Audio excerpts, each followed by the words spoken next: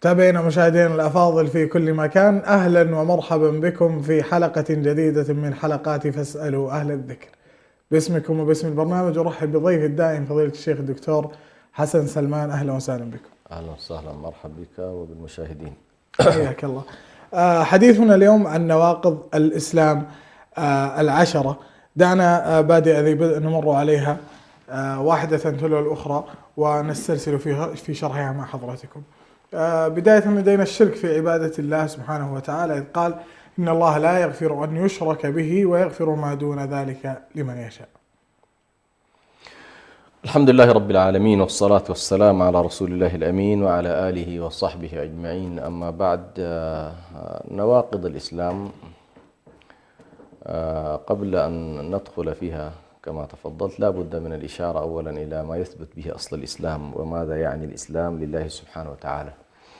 فحقيقة هذا الدين هو أنه يقوم على الاستسلام لله سبحانه وتعالى بتوحيده وإفراده جل جلاله والإقرار به وبوجوده وبربوبيته وألوهيته، ثم الانقياد لأمره ونهيه والالتزام بما شرع جل جلاله واتباع ما أنزل سبحانه وتعالى من كتب ورسالات، وكذلك طاعة واتباع الأنبياء الذين بعثهم الله سبحانه وتعالى. باختصار هذا هو حقيقة هذا الدين، وهذا يدخل فيه الإنسان بقوله أشهد أن لا إله إلا الله وأن محمد رسول الله بالنسبة للرسالة الخاتمة، وبقية الرسل كذلك أن موسى رسول الله، عيسى رسول، وهكذا تثبت إن الدين عند الله الإسلام، بدءا من آدم عليه السلام وإلى يومنا هذا. الرسالة تتعدد والإسلام واحد كدين، ولكن الشرائع تتعدد بحسب تعدد الرسل.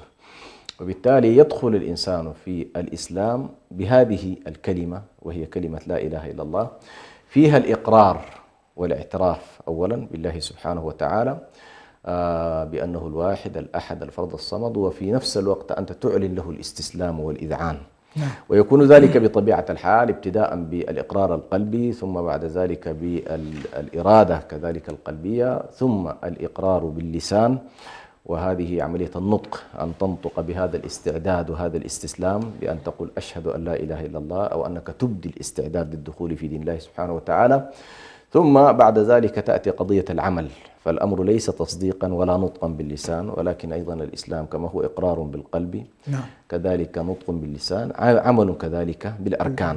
فالعمل أيضا يدخل في مسمى الإيمان عند أهل السنة والجماعة. وبالتالي هذا الذي دخل في الإسلام وثبت له أصل الإسلام لا يمكن أن يخرج منه بعد ذلك إلا أيضا بيقين حقيقي، إنه لا يخرج بشك ولا يخرج باتهامات زائفة، لا، هنالك لا بد أن تكون صورة واضحة لمن يخرج عن الإسلام. وهنا موضوع النواقض ربما كثير من الناس يستوعبه في إطار التعبديات، في إطار الصلاة مثلا، الصلاة لها نواقض، الوضوء له نواقض، الصيام له نواقض، نستوعبه في إطار الشعائر التعبدية. فإذا قيل للإنسان ما هي نواقض الوضوء يمكن أن يعرفها، وإذا قيل له كذلك نواقض الصيام يمكن أن يعرفها، لكن أحيانا كثيرة جدا لا يستوعب كثير من الناس نواقض الإسلام. هذه الكلمة شهادة أن لا إله إلا الله التي دخلت بها إلى الإسلام، كيف تستطيع أن تحافظ عليها وتبقي على هذا العهد بينك وبين الله سبحانه وتعالى ولا تخرج منه؟ هذه هي مسألة النواقض. فالناقض هو أن يأتي الإنسان بعد أن دخل في لا إله إلا الله وبعد أن دخل في الإسلام وثبت له هذا العقد بينه وبين الله سبحانه وتعالى، ثبت له عقد الإسلام، يقوم بعمل أو اعتقاد أو قول يؤدي إلى أن يخرج وينقض هذا العقد الذي أبرم مع الله سبحانه وتعالى. فهذا هو الناقض. عندما نتكلم عن النواقض هو أنك تقوم بعقيدة أو بفعل من الأفعال وعمل من الأعمال أو قول من الأقوال يخرجك من دائرة هذا العقد الذي ثبت لك دخلت بموجبه في عقد مع الله سبحانه وتعالى. وبالتالي أول ناقض من هذه النواقض هو مسألة الإشراك بالله سبحانه وتعالى أو الكفر بالله عز وجل، هذه كلاهما واحد. نعم. من كفر بالله سبحانه وتعالى كمن ينكر وجود الله، يلحد بالله سبحانه وتعالى، أو يصف الله سبحانه وتعالى بوصف لا يليق به سبحانه وتعالى، كالذين يقولون أن الله ثالث ثلاثة. هذه كلها مما يدخل على كل، يمكن الإنسان أن يدخل في الإسلام ثم يقع في هذا الإشكال، كأن يقول بالتثليث مثلا. نعم. بعد أن وحد الله يقول بالتثليث، هذا كفر. أو بعد أن وحد الله سبحانه وتعالى وأفرده وأبدى الاستعداد أن يكون موحدا لله سبحانه، وقع في دوائر الإشراك، وهو أن يجعل لله سبحانه وتعالى أندادا، سواء كان الأنداد في الدعاء أو الأنداد في المحبة أو الأنداد في القصد أو الأنداد في الإرادات أو الأنداد في الطاعات والتحكيم. على كل يقوم الإنسان بالإشراك بالله سبحانه وتعالى، وهذا من أعظم النواقض التي تذكر على كل في موضوع الخروج من الإسلام. يقول الله سبحانه وتعالى: ومن يشرك بالله، أو إن الله لا يغفر أن يشرك به ويغفر ما دون ذلك لمن يشاء. فالذي يشرك بالله سبحانه وتعالى فقد حبط عمله، قد حبط عمله وهو في الآخرة من الخاسرين. فأول ناقض بعد أن هو أن يعود الإنسان إلى الكفر أو أن يعود إلى الإشراك بالله سبحانه وتعالى بعد أن دخل في التوحيد ودخل في الإسلام. جميل. نعم. إن قول تعالى: إنه من يشرك بالله فقد حرم عليه الجنة ومأواه النار وما للظالمين من نصير. نعم. أي أن الله سبحانه وتعالى حرم على هذا. طبعا الآن في موضوع أن الله لا يغفر أن يشرك به ويغفر ما دونه، هنا فيما يتعلق بحقوق الله سبحانه وتعالى، حقوق الله عز وجل. نعم. يغفرها جل جلاله بإرادته كما يشاء، لكن حقوق العباد هذه قضية أخرى، لأن بعض الناس يتصور أن هذه الآية شاملة لحقوق الله وحقوق العباد. هنا تحديدا الآية هي خاصة بحقوق الله عز وجل، وأما حقوق العباد هذه لها قضية أخرى. شاكر لك. الناقض الثاني: من جعل بينه وبين الله وسائط يدعوهم ويسألهم الشفاعة ويتوكل عليهم. ومن ذلك قول الله سبحانه وتعالى: والذين اتخذوا من دونه أولياء ما نعبدهم إلا ليقربونا إلى الله زلفى. نعم.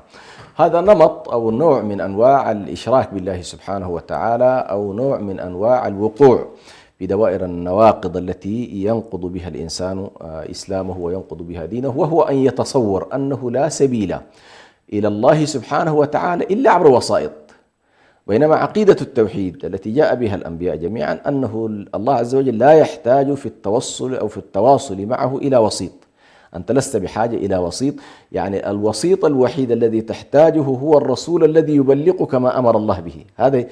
هذا النوع من الوساطة الذي يمكن، لكنه ليس وساطة تعبدية، وساطة عبادية، يعني لا تعبد الرسول أنت، إنما تعبد الله. لكن الوساطة هنا المقصودة هو أن هذا الشخص يتقرب إلى عبادة الله عز وجل عبر عبادة المخلوق أيا كان هذا المخلوق، سواء في دعائه كأن يدعوه أو يتقرب إليه في خشية وخوفا ومحبة ورجاء إلى غير ذلك مما يمكن أن يكون. ثم أيضا كانت هنالك نوع من التصورات الخاطئة في هذه الفقرة على وجه التحديد، وربما كثير من الشراح قد لا يشيرون إليه، وهو أن حالة الوسائط مرتبطة كذلك بتصورات. كانت حالة الوسيط مرتبطة بتصور. فمثلا بعض الناس يتصور مثلا بأن البعضية، كأن يقول والله هذا ابن الله، أو هؤلاء بنات الله، أو هذه صاحبة الله، أو هؤلاء الملائكة بنات الله.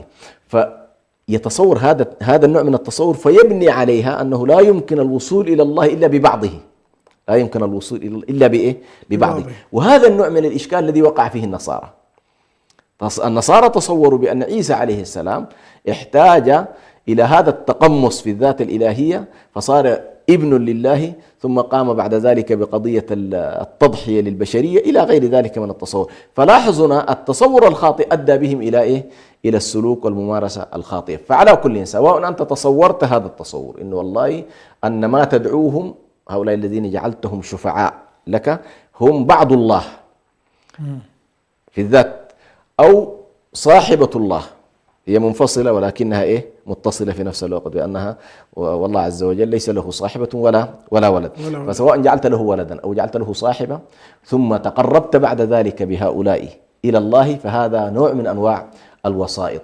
أو كمن يتقرب بالكواكب، أو كمن يتقرب بالنجوم، أو كمن يتقرب بالجن، لأن أيضا كانت العرب تجعل من الجن وسائط إلى الله سبحانه وتعالى ويذهبون إلى أودية الجن وغير ذلك. هذا نمط على كل. النوع الثاني هنالك يعني نقطة لا بد من تحريرها، وهو بعض الناس يتصور بأن قضايا التوسل المشروع وقضايا الشفاعات المشروعة تدخل في هذا النوع. لا تدخل في هذا النوع، اللي هي الوسائط المشروعة، كأن يعني يتقرب الإنسان إلى الله سبحانه وتعالى بدعاء عبد صالح، كأن يقول ادعو الله لي.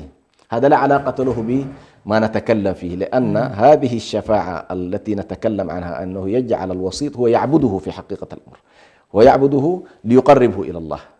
ما نعبدهم إلا ليقربونا إلى الله زلفى، فهو يعبد هذا الوسيط ليتقرب به إلى الله. لكن لو أنه كما هو حال المسلمين الآن، أنه مثلا يتقرب إلى الله باسم من أسمائه، أو يتقرب إلى الله بعمل من أعماله الصالحة، أو يتقرب إلى الله سبحانه وتعالى بدعاء الرجل الصالح، هذا من أنواع التوسل المشروع، وليس في ذلك إن شاء الله حرج. ولكن ما الضابط في قضية التقرب عن طريق رجل صالح؟ يعني أنت جعلتها في أنك لا تدعوه في ذاته، أنت لا تدعو هذا العبد الصالح، يعني لا ترجو منه ولدا، ولا ترجو منه مالا، ولا ترجو منه رزقا في ذاته.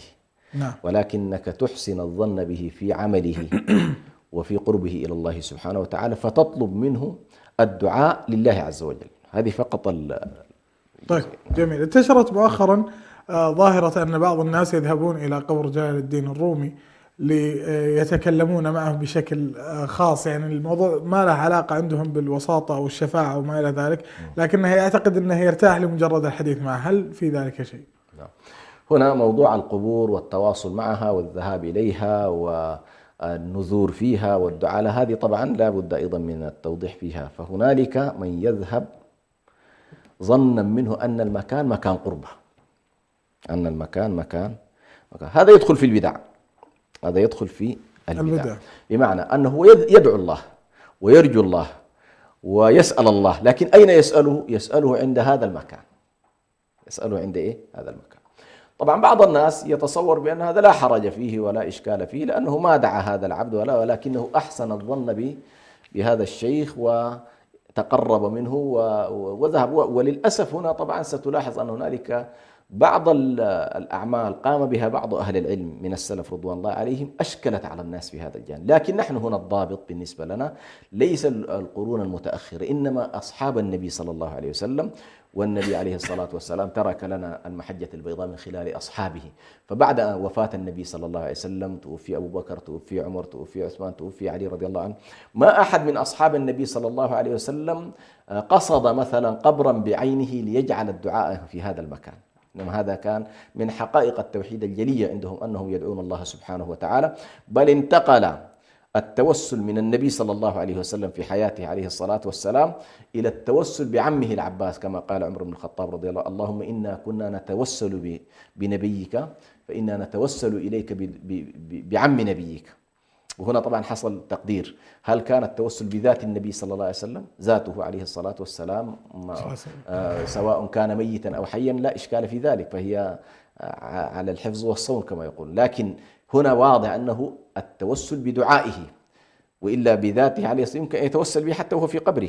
ولذلك انتقال عمر بن الخطاب من التوسل بالنبي صلى الله عليه وسلم وهو ميت إلى التوسل بعمه، فدل أن المحذوف هنا دعاء العباس وليس ذات العباس، ليس ذات العباس. فهنا على كل أنا ما أدري استرسلت ضاعت علي الفكرة.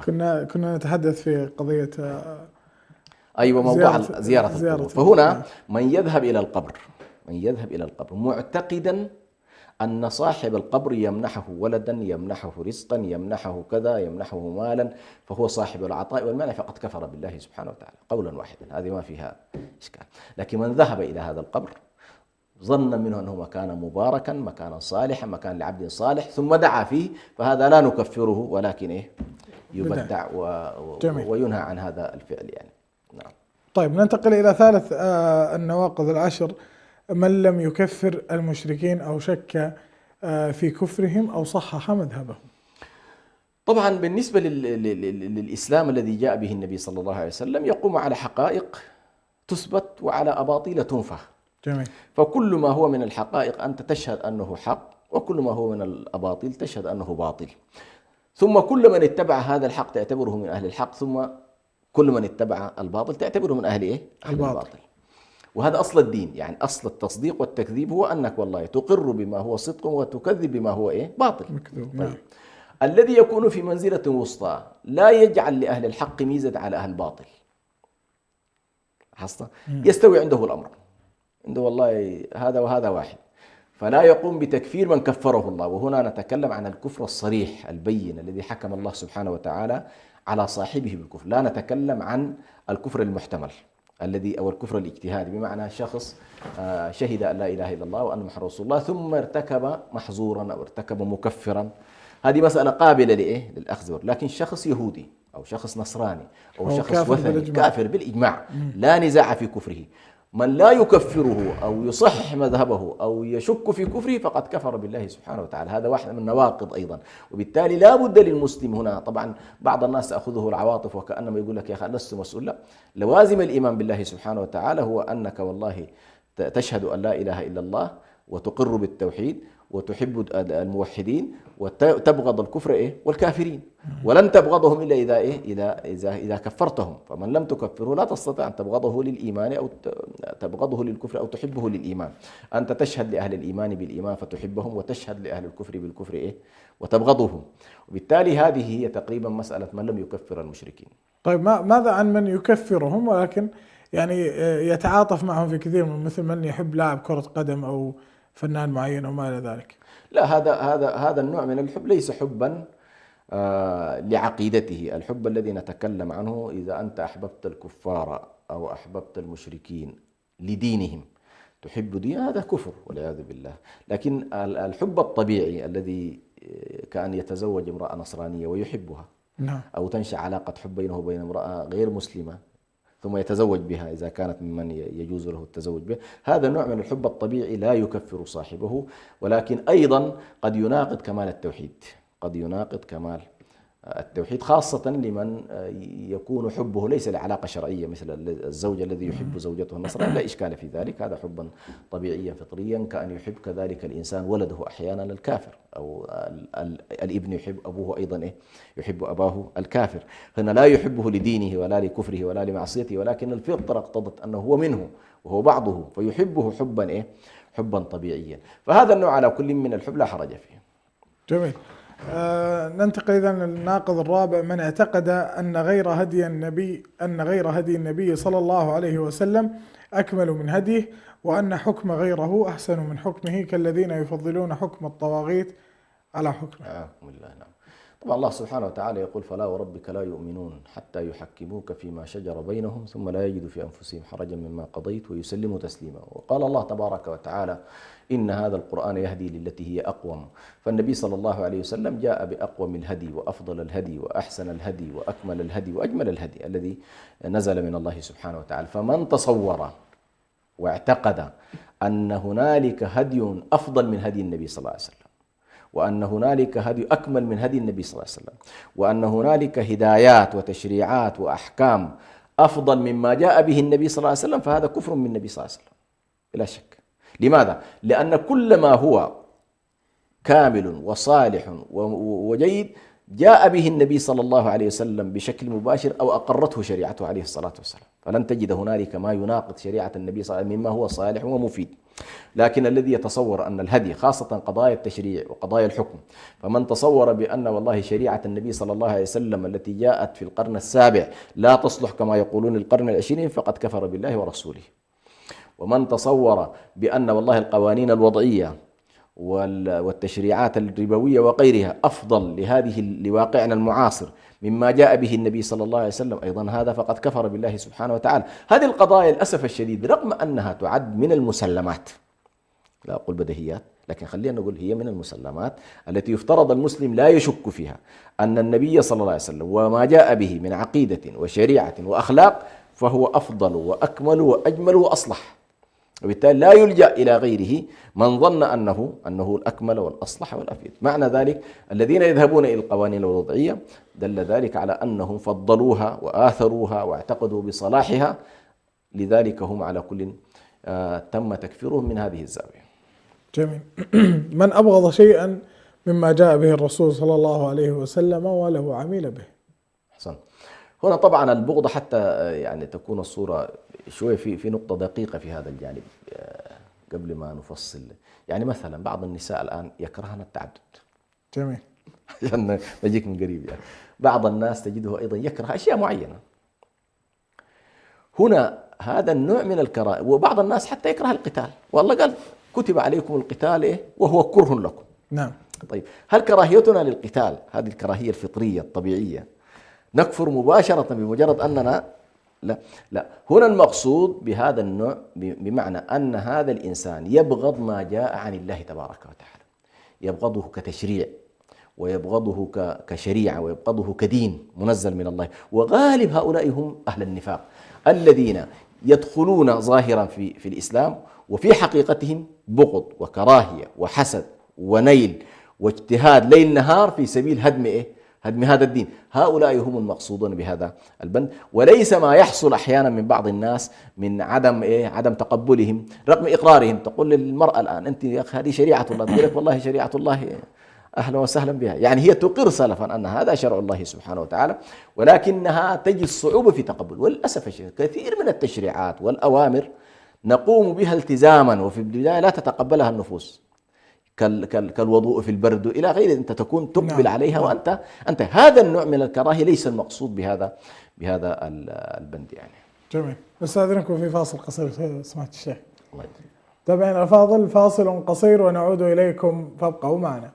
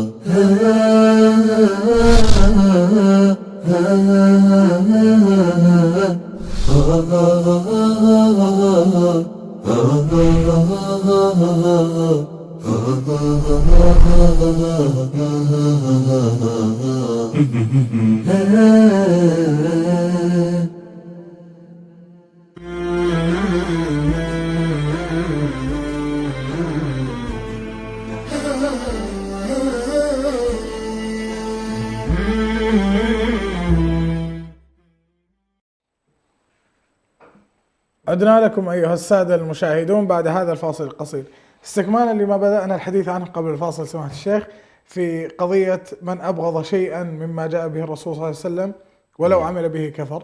ذكرتم تفصيل البغض في هذا، لعلنا نسترجع بشكل يعني مثلا الآن عندك المنافقين يكرهون الصلاة ويكرهون الصيام ويكرهونه كشريعة وهم لا يؤمنون بها أصلا، ولكنهم ألجأتهم حالة الاستضعاف إلى أن يدخلوا في الدين ظاهرا ويبغضونه ويكرهونه باطنا.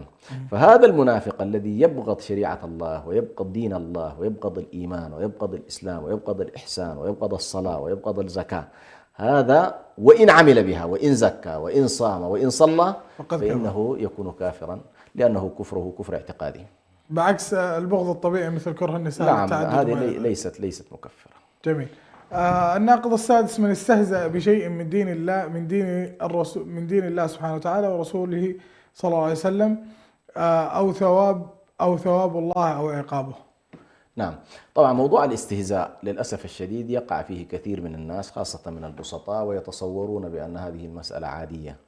مثلا بعض المنافقين الذين كانوا يصحبون النبي صلى الله عليه وسلم في إحدى الغزوات فتسامروا وتهامسوا فيما بينهم واستهزأوا بأصحاب النبي صلى الله عليه وسلم، قالوا ما رأينا قوما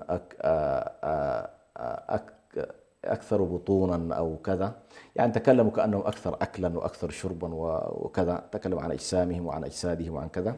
نعم. لاحظ لم يتكلموا في الطعن في الإسلام بالمعنى، لكن لما الوحي نزل للنبي صلى الله عليه وسلم اعتبر هؤلاء كفروا بالله سبحانه وتعالى، قل أبالله وآياته ورسوله كنتم تستهزئون. فالدين هو دين جد، إنه لقول فصل وما هو بالهزل. ولذلك الإنسان وهو يتعامل في القضايا الدينية عليه أن يتجنب أي شكل من أشكال الهزل وأشكال اللعب واتخاذ الدين مطية للاستهزاء، مطية للسخرية، مطية للعب. وهذا طبعا يحصل أحيانا، يحصل باللسان، وأحيانا يحصل بالرسوم الكاريكاتورية، وأحيانا يحصل بالتشهير عن طريق النكات إلى غير ذلك. فعلى كل الاستهزاء بالدين كالاستهزاء مثلا بالصلاة، أو الاستهزاء بالصيام، أو الاستهزاء بالحج، أو السخرية من المتدينين لدينهم يعني كمان يستهزئ بشكل شرعي، شكل شرعي مثلا، وهو يدرك أن هذا الشكل كاللحية مثلا، يستهزئ بها وهو يدرك أن هذا مما شرع الله سبحانه وتعالى. فعلى كل هذا النوع من الاستهزاء بالإسلام وبالملتزمين به والمطالبين بشريعة الله سبحانه وتعالى استهزاء وسخرية من دين الله سبحانه وتعالى، فإن ذلك هو المقصود بهذا البند. جميل. وهو الذي ورد فيه: قل أبي الله وآياته ورسوله كنتم تستهزئون قد كفرتم بعد إيمانكم. جميل. السحر ومنه الصرف والعطف، فمن فعله أو رضي به كفر. والدليل قوله تعالى: وما يعلمان من أحد حتى يقولا إنما نحن فتنة فلا تكفر. طبعا هنا يعني اعتبر البعض أن السحر يدخل في دائرة الكفر لما ورد في الآية فلا تكفر، وما يعلمان من أحد حتى يقولا إنما نحن فتنة فلا تكفر. فظاهر الآية أن السحر كفر بالله سبحانه وتعالى، وفيه حالة تأثير على كل صرفا وعطفا كما يقولون، هنالك سحر الصرف وهنالك سحر لكن عموما من الناحية الفقهية فالمسألة فيها خلاف بين من يراها محرمة وكبيرة من الكبائر، ومن يراها كفرا بالله سبحانه وتعالى. فمن عدها كفرا أدخلها ضمن نواقض التكفير بالله سبحانه وتعالى، ولعل ذلك هو الأقرب. عموما الأقرب هو أن السحر واعتقاده والعمل به وممارسته نوع من أنواع الكفر والعياذ بالله. هل يدخل تحت هذا الكهنة والشعوذة وما إلى ذلك؟ الشعوذة والكهانة على كل منها ما يدخل ومنها ما لا يدخل، فيها تفصيل. نعم. جميل. مظاهرة المشركين ومعاونتهم على المسلمين، والدليل على ذلك قوله تعالى: ومن يتولهم منكم فإنه منهم إن الله لا يهدي القوم الظالمين. هذه حقيقة من أعقد المسائل، لأن الكفر عموما أو النواقض ستلاحظ بأن هنالك نواقض، منها ما هو نواقض اعتقادية ومنها ما هو نواقض عملية. ومن أبرز النواقض العملية التي نص عليها شيخ الإسلام ابن تيمية عليه رحمة الله هذا الناقض على وجه التحديد، ناقض المظاهرة لأعداء الله سبحانه وتعالى. طبعا بعض أهل التفسير ذهب إلى أن يجعل من المظاهرة هذه، إن كانت مظاهرة حبا لدينهم وموالاة لهم في الدين وكذا، لكن الصحيح ليس كذلك. الصحيح أن من يناصر الكفار ويعاونهم ويمد لهم الأيدي حتى ولو شهد أن لا إله إلا الله وأن محمد رسول الله وصلى وصام، فإن مجرد مشاركته وإمداده للكفار بالسلاح وتمرير الغذاء والمعلومات وتمليك أسرار المسلمين، كما يجري تحديدا الآن في غزة من بعض الأنظمة العربية، هذا بلا شك أنه كفر عملي ينقض والعياذ بالله، يجعل من صاحبه ومن يقوم بهذا النوع من الفعل يجعله كافرا بالله سبحانه وتعالى. ولعل هذا من أبرز النواقض العملية، ليس نواقضا يعني لا يشترط في هذا أن يكون معتقدا، لا، ليست القضية. فإنك مجرد أن اصطفيت مع الطرف الآخر إمدادا وتمويلا ومعلومات ومقاتلة من باب أولى الذي يقاتل معهم، فهذا والعياذ بالله يكون قد كفر كفرا يخرج من الملة والعياذ بالله. ونحن خاصة ننبه هنا في هذه الأزمنة التي نحن فيها أن يحذر الناس، وخصوصا بعض الفتاوى التي تتساهل في أن والله تتعامل مع الأمور بالمفهوم القطري. الله عز وجل لم ينزل دينه ليكون مفهومه مفهوما قطريا أو مفهومه شعوبيا، فيقوم الإنسان يقول لك أنا مع جيشي، فأنت تأتي مع الجيش الأمريكي لتقاتل المسلمين، تأتي مع الجيش الروسي لتقاتل المسلمين، أنت تأتي مع أي شكل من أشكال الجيوش لتقاتل المسلمين، وهم كفار، يعني أولئك كفار وأنت وأنت مسلم، فجئت مع هذه الراية الكفرية لمقاتلة المسلمين، فإن ذلك من الكفر العملي والعياذ بالله الذي يخرج الإنسان من الملة. هل المعاونة المذكورة هنا هي يعني حصرا معاونة حربية أم أنها شاملة كل شيء؟ هو على كل المظاهرة المقصودة هنا المظاهرة العملية التي يكون فيها غالبا المشاركة بالقتال. بالقتال. لكن ستأتي أمور أخرى، قضية التجسس أو غيرها، هذه طبعا يأتي بعد ذلك إلى أحكام تفصيلية، كأن يملك معلومات وأن يسرب بعض الأشياء. ربما هذا يدخل في الكبائر ويدخل في المحرمات التي قد يستحق صاحبها القتل، يمكن أن يستحق القتل ولكنه قد لا يكون كافرا. أما الذي يحمل السلاح ويقاتل مع الكفار فهذا هو الذي نص عليه أهل العلم. طيب، والشيء بالشيء يذكر، ماذا عن المقاطعة؟ هل تعتبر من لم يقاطع يعتبر من المعاونة على للمشركين فيما هم عليه؟ هذه إلا من باب اللوازم، يعني لأن المباشرة شيء والتسبب شيء آخر حتى في الأحكام. يعني شخص يباشر الشيء وشخص آخر يتسبب إيه. أحيانا قد لا نكون منتبهين لأن نحن نتسبب في شيء ولكن لسنا لا نقصده. فعموما نحن هنا نتجنب التكفير بالتسبب، يعني لأن ذلك سيدخلنا في متاهة كبيرة جدا. لكن هذا الذي يباشر بشكل خاص هذا الذي ننص. لكن طبعا الآن الفتاوى كلها تتجه إلى حرمة مثلا المعاونة والمساندة حتى غير المباشرة، إذا كنت تعرف أن هنالك شركة من الشركات. على كل هذه قد تدخل في المحرمات وقد تدخل أحيانا في باب أيضا المصالح والمفاسد التي للمسلمين فيها مجال، بحيث والله في مرحلة من المراحل يقوم المسلمون باتخاذ موقف جماعي يرون فيه مصلحة لهم، ويكون ذلك من الواجبات الكفائية أو الواجبات العينية. نعم. واجب عيني؟ ويكون واجبا عينيا إذا كان والله شخص هو الوحيد الذي مثلا يصدر إلى الكيان الصهيوني شيئا معينا، ليس هنالك غيره، فهنا يتعين عليه وحده. لكن قد تكون أحيانا لا، الأمر يتسع بحيث والله يجب مثل المقاطعة الحالية، يعني الأمر واسع جدا. نعم، هذه ستكون على كل قد تدخل في الواجبات الكفائية التي إذا كان والله وصل الأمر بحيث يصل مستوى التأثير إلى أن يتأثر الطرف الآخر فيقلع عما هو عليه. نعم. أن المقصود في نهاية المطاف ليس مقاطعتهم لذات المقاطعة، يريد أن الذين يقاطعون إن والله يضعفوا الشرك وأهله، يضعفوا الكفر وأهله، يضعفوا الظلم وأهله. فكل وسيلة أدت إلى هذا فهي من الوسائل المشروعة التي يجب العمل بها. جميل. من اعتقد أن بعض الناس يسعه الخروج عن شريعة محمد صلى الله عليه وسلم كما وسع الخضر الخروج عن شريعة موسى عليه السلام. نعم. هنا على كل القاعدة هذه تنطبق على فئتين من الناس والعياذ بالله، تنطبق على غلاة المتكلمين والشيعة والفلاسفة والمتصوفة الذين يذهبون إلى مساحات يظنون أنهم ليسوا مخاطبين بشريعة النبي صلى الله عليه وآله وسلم. ولعل في واقعنا المعاصر كان مثلا أحد المفكرين السودانيين محمد طه كان يصل إلى هذه المرحلة، يرى أنه ليس مخاطب بشريعة النبي صلى الله عليه وسلم، وأن شريعة النبي صلى الله عليه وسلم كانت صالحة لزمانه، وأن زماننا يجب أن نتصل بالله مباشرة. فكل شخص يصل إلى مستوى أن يأخذ شريعته من الله، فأنت تستطيع أن تتصل، تجد جهود معينة، بذل أشياء معينة، تفرق معين، يصل للإنسان إلى أنه خلاص يقول لك أنا لا أصلي كصلاة النبي صلى الله عليه وسلم، لا أصوم كصوم النبي صلى الله عليه وسلم، لا أزكي كزكاة النبي. ليش مشكلتك؟ يقول لك والله أنا يسعني الخروج عن شريعة النبي صلى الله عليه وسلم. هذا النوع من المتصوفة على وجه التحديد بلا شك أنه يدخل في هذا الباب ويكون ذلك ناقضا من النواقض. الفلاسفة أيضا الذين يرون بأن والله بإمكانهم أن يهتدوا إلى الله دون طريق الرسل، فيبذلون ويجتهدون ويبحثون وكذا، أيضا يدخلون في هذا الباب ما دام أنهم لم يؤمنوا بشريعة الله ولا بالرسل الذين جاءوا عن الله، ولا يرون في ذلك الهداية، بل يرون أنه بإمكانهم أن يصلوا بغير هذا الطريق.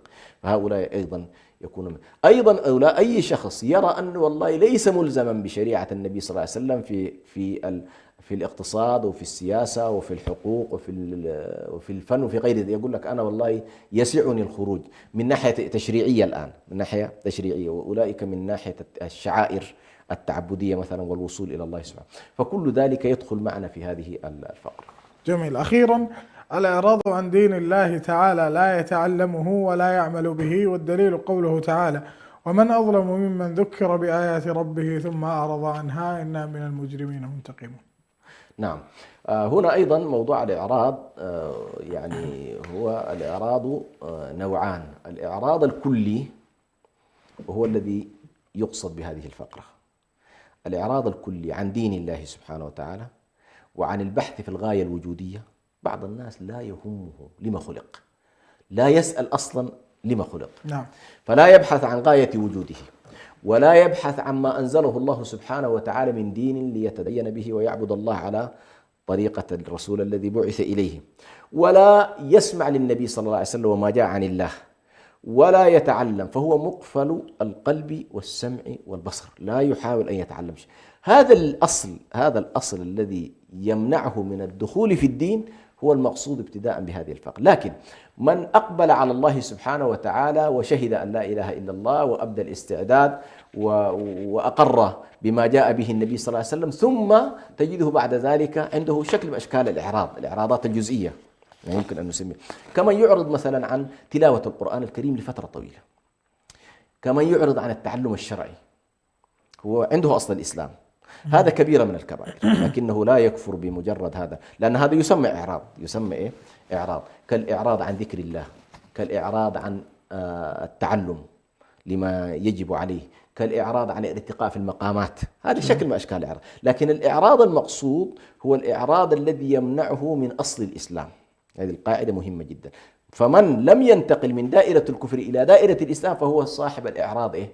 الإعراض الكلي. ومن انتقل من دائرة الكفر ثبت له أصل الإسلام ثم بدأ بعد ذلك كأن يكون معرضا عن دائرة الإيمان والإحسان، ثبت له أصل الإسلام ولكنه لم يثبت له أصل إيه؟ الإيمان، كالذين قالوا مثلا في أواخر الحجرات قالوا آمنا، قالت الأعراب آمنا قل لم تؤمنوا ولكن قولوا إيه؟ قولوا أسلمنا.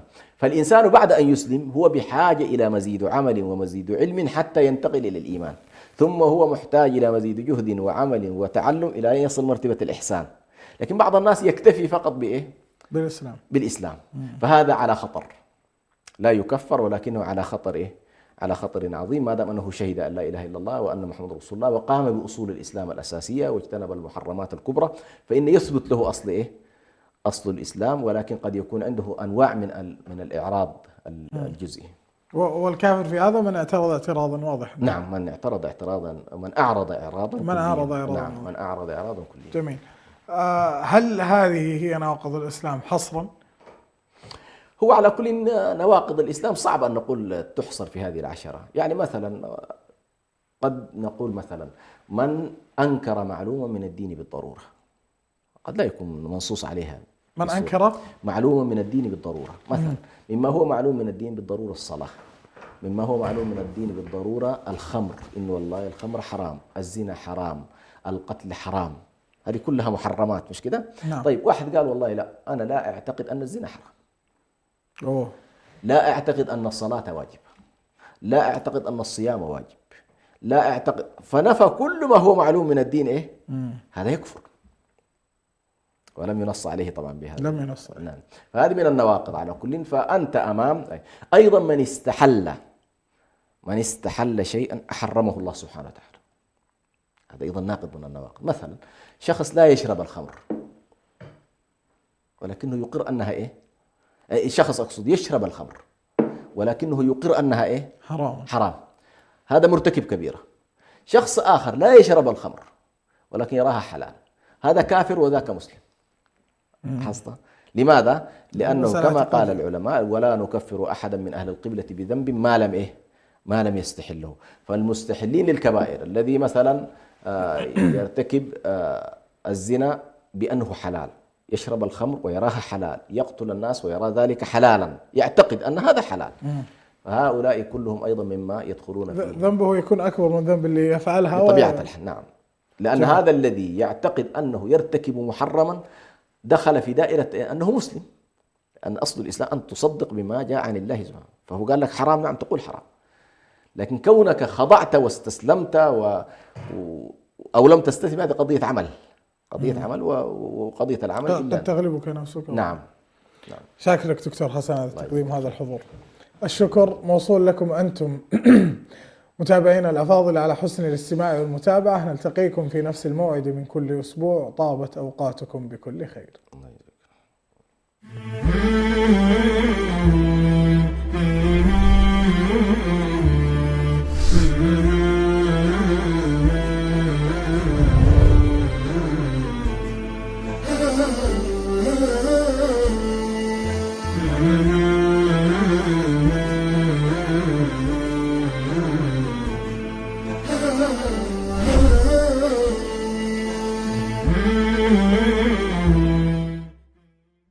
Oh, oh, oh.